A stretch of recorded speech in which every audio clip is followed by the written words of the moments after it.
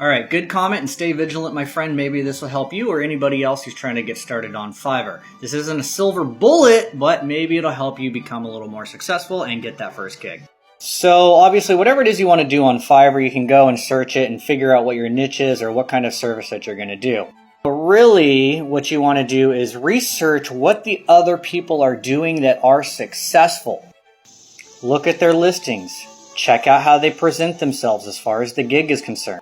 Come over here, check out their basic, their standard, and their premium packages. Do the same thing with lower budget people and check out what they offer. There's a couple different ways, but you're going to want to create multiple listings offering slightly different services so you can test the water. So it's going to be a little bit of trial and error before you find a winning gig. But what you want to do is create an offer where basic is okay, standard is okay, but it should be a no-brainer that they want the premium offer. That's how you get paid for a full asking rate. Quick tip, hope it helps.